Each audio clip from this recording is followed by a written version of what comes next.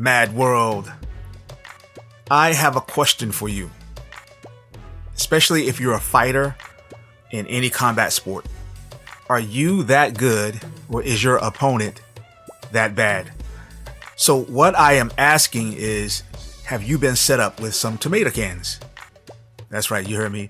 Now, I am not talking about people who step up to competition deliberately because you have good management and a good coaching staff. That type of team will normally start with even level competition based on, your previous experience, and then they will march you up to the level that you're trying to attain. If you're trying to be a world champion, they will do a complete assessment of your past successes and failures and start you at a somewhat break-even level, and then steadily march you up to the point where you want to be or have an opportunity to become the world champion. Now, a lot of you will not get that opportunity. We have more fighters than we have world champions. So there's something you want out of that situation. I've heard it said there are 3 things you should be looking for as a professional combat sports athlete. Now, with today's climate with social media, you can get some of these things in the amateur ranks. But one is, you want notoriety. You want to have a reputation. You want to be somebody. You want to be famous. You want money. Okay? You want something that is going to secure you in terms of taking care of your family, having some type of stake where you can set up your own business, but you want something of some type of value. And then the third thing you want is championships. So those are the 3 things I've heard.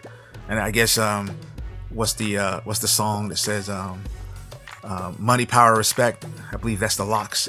But those are the 3 things you're always kind of looking for in the fight game.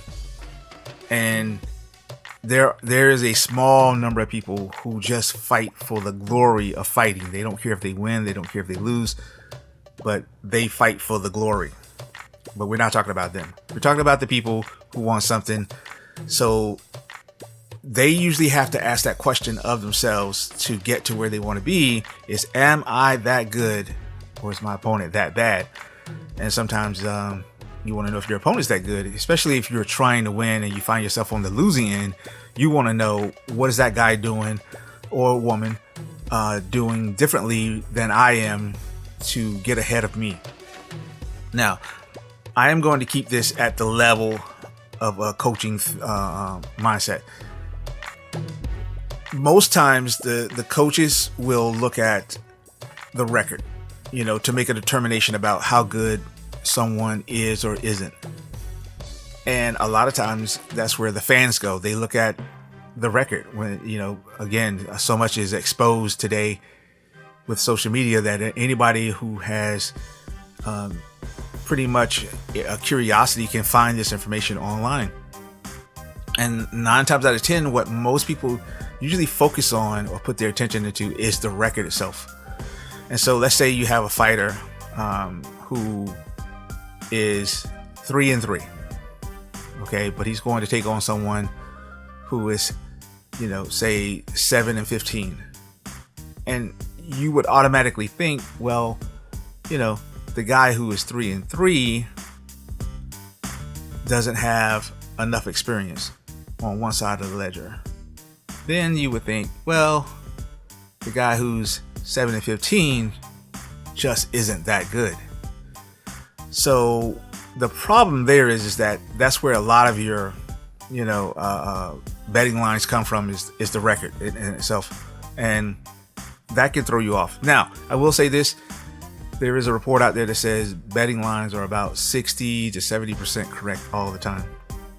But I think it's because they go a little deeper than just the record. A lot of times when you hear these guys talk on TV or on their podcasts or websites or whatever, they just put out the most basic information because it's time consuming to put out the real in-depth info that they use to make a decision.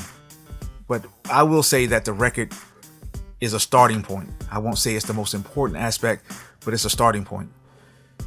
Another aspect that I would suggest that you use deciding how good someone is or isn't is the length of their career, in terms of how long they've been at this particular event, and the related to the activity coming up.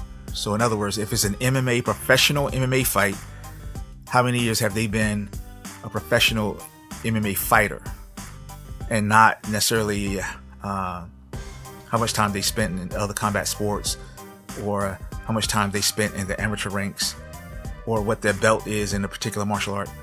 How much time have they spent in this arena? And we do want to take in consideration the other experiences from other martial arts, other combat sports, and other various forms of training, but it's on the back end. The things we want to look at up front is the current level of activity. And that's one of my favorite things, is to see when's the last time a guy fought. Is he coming back after a year off, 2 years off, 3 years off, 4 years off? And that does happen. I hate to see it when I see it in the amateur ranks, because there's no telling what you're going to get in terms of that fighter. But that is another consideration, is how much time off from their last fight. Because a lot of times these online record keeping formats will keep total time from your first fight to your very last fight. Even if every fight in there was a year apart, they will say, let's say you had 10 fights, they say you've been fighting for 10 years. And that's not exactly true. Another thing to take a look at is the number of rounds fought. That's one of those categories that I think is just missed. Most people don't pay attention to, even the betting lines, and even the good coaches don't pay attention to how many rounds a particular opponent has in his on his resume. And I think it's important, because it all goes to experience. So another aspect that you want to pay attention to is who the opponents were. You want to make sure that you are paying attention to who a guy fought. Just because a guy is 7-15, it's really important to take a look at who the 15 were. Maybe he's fought all world champions, and that's why he has 15 losses. And let's say the 7, maybe they were, for lack of a better term, tomato cans, as some people like to put it. So and then after we look at, who the 7 wins were and who the 15 losses were, we want to look at the performance. So I agree with, somewhat of a prevailing thought in the fight community. If someone feeds you a fighter that is perceived to be a tomato can, you're supposed to finish that person. Okay, so I'm not against this idea that you don't get easy fights every once in a while. I'm against the idea that you only take easy fights. Easy fights are going to happen occasionally, because that's all who was available. Somebody who was a little bit out of shape, took a fight on short notice, came up in weight class. There's a lot of reasons why a guy's not on your level that particular night, and that's what makes it an easy fight. But it doesn't mean that he's always an easy fight. So I want to look at the 7 wins and figure out, okay, if he got 7 tomato cans, how did he perform against these 7 tomato cans? If he finished them all, he might be a little better than what I'm thinking. And if on the losing side, if he fought, 15 really good guys and went the distance, this guy's a lot better than what I'm thinking. That's why you can't just always look at the record. You have to look at the performance. You have to look at who it was, when it was. Some of that information is out there, like, you can find it where a guy took a fight on short notice and there's a news article written about it or whatever. And in other cases, you can just kind of look at the data that's presented by these record keeping organizations. You can look at a fight and say, okay, he last fought on June 1st, and then he fought again on June 10th. And let's say June 1st was a win against a tomato can, but June 10th, he lost a decision against a former world champion. You can clearly see he just wasn't ready. And a lot of times they'll have the information where you can look at it and say, you can see what his weight was at the time. You can see, how many rounds it was for a championship, because that's going to make a difference. Every time you change a variable, it makes a difference in the fight. If a guy's only used to fighting 3-round fights and all of a sudden he's in a 5-round fight, in some of these professional organizations, they'll have 4-minute fights per round instead of 5.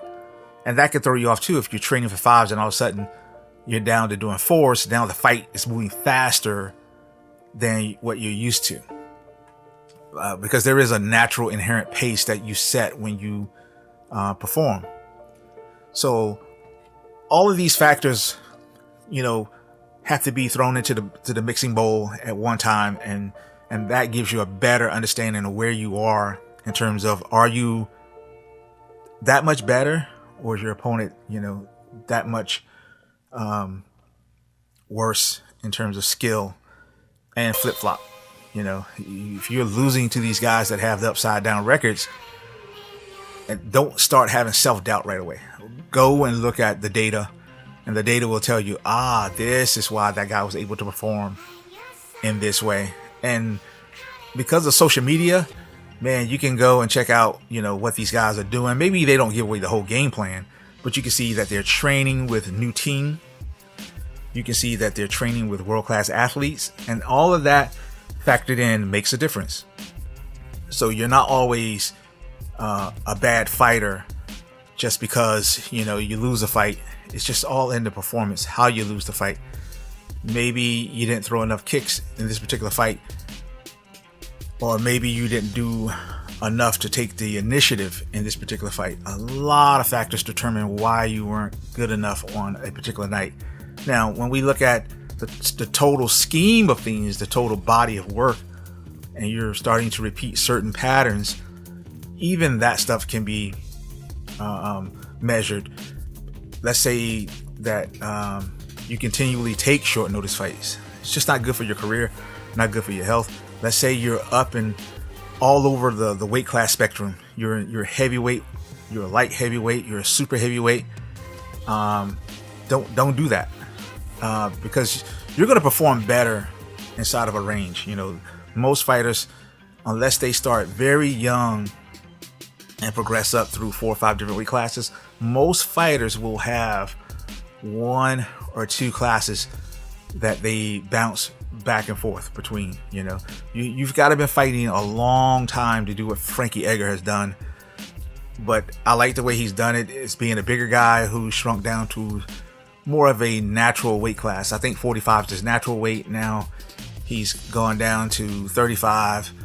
And that just shows that he has to put in a little bit of work. But he was actually fighting at 155, which made him somewhat the smaller guy, But he's always performed well in all of these weight classes.